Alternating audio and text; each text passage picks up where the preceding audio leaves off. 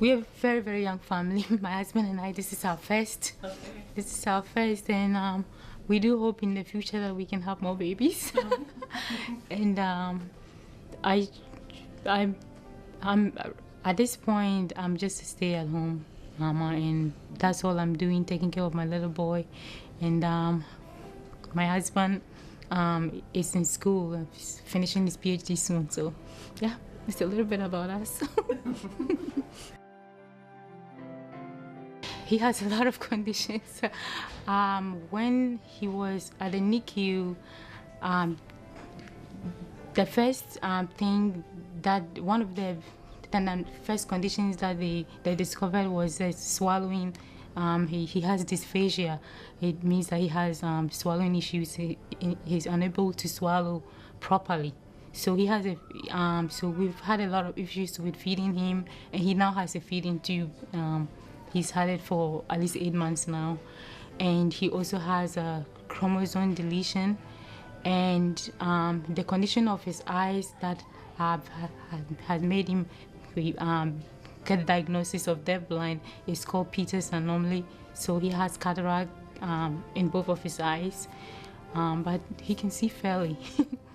I actually became associated with the term deafblind when Janet Stone came to do the assessment for my son when he was about 9 months old, and it was a little bit shocking because I know my son sees, and I know he has moderate hearing loss in his right ear, but the term deafblind itself, I couldn't come to terms with it. He also has a form of CP. It's called spastic dysplasia, so it's basically has to do with his legs. So his legs are very spastic, so he gets treatment to get him to relax a little bit more. So those are the main diagnoses that he has.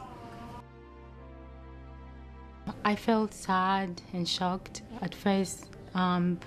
It was the first time I started to process the fact that my child might actually be disabled. That was the first time when and so I had this overwhelming sense of sadness and shock. Mainly, I've experienced feelings of isolation most of the time when I meet with other parents, like on a play group that date, and I see kids of his age running around, and my son cannot walk. I see kids chucking their bottles down, and my son doesn't eat. So I do experience those moments of why can't my son do those things? Those are what kids do at this age, and I can't understand why my son can do them. So it really hurts, and it gives you that feeling of, oh, my son really can do these things, because I'm at home with him all the time. So sometimes I kind of forget, but when I'm outside with other people, then I get the reminder that of the things that he can't do. I got linked up to the early intervention services when he stayed a month at the NICU.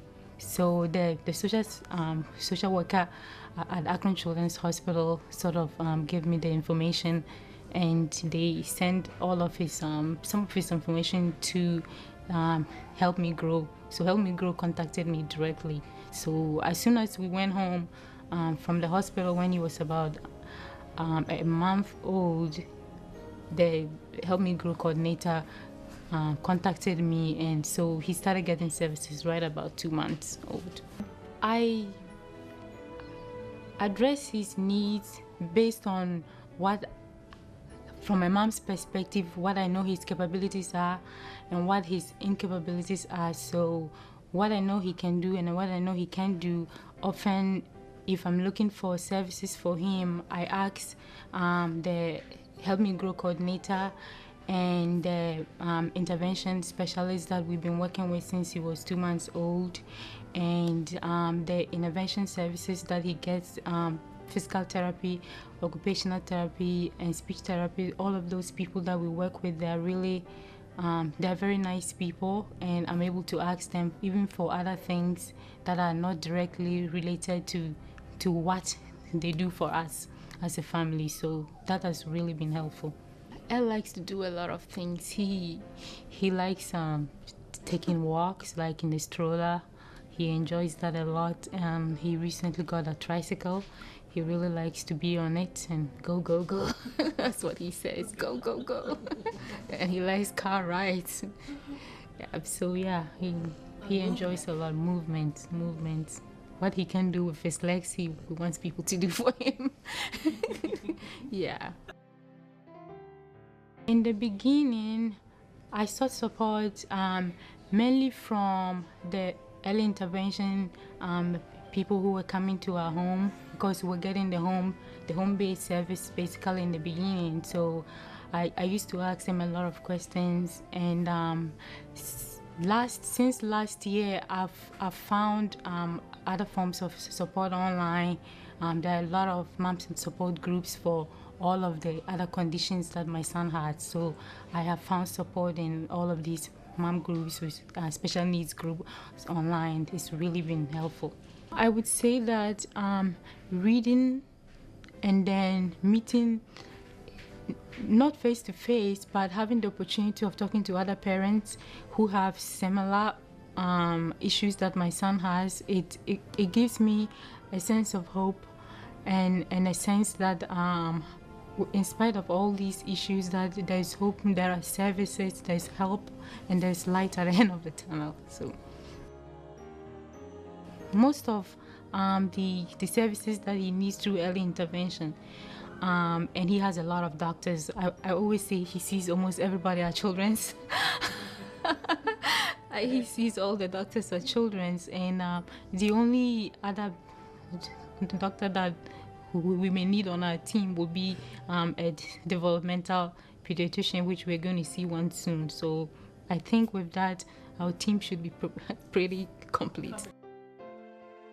Usually, the early intervention specialist, she usually sends me all of the information, that stuff that they're going to be asking about and stuff like. So I get the opportunity of sitting and thinking about what he's doing at that particular time. So when we meet with the team, it's usually maybe 20 minutes and everything gets done, because I've already had a chance of going over them and stuff like that. So it has always been easy. The only thing that the Help Me Grow coordinator that I've been working with has told me that might be different will be meeting directly with the school district, because what I've been getting so far is just the people coming to my home and we'll discuss stuff and things like that, but we'll have to look for a location and meet with people from the school district. So I'm just hoping that it won't be complicated. I know working with school district there's politics everywhere. I just don't want to deal with that. Yeah. What I've learned about IEPs that's making me nervous, most especially, is that if your child has certain type of diagnosis and you're working with a certain school district, that your child may not get all of the services that he needs. That's what I'm most nervous about. I have a lot of hopes and dreams for him. Short term, I hope to see him walking soon and for him to be able to eat by himself and actually enjoy food and stuff like that. So those are my really, say the next 2 to 3 years.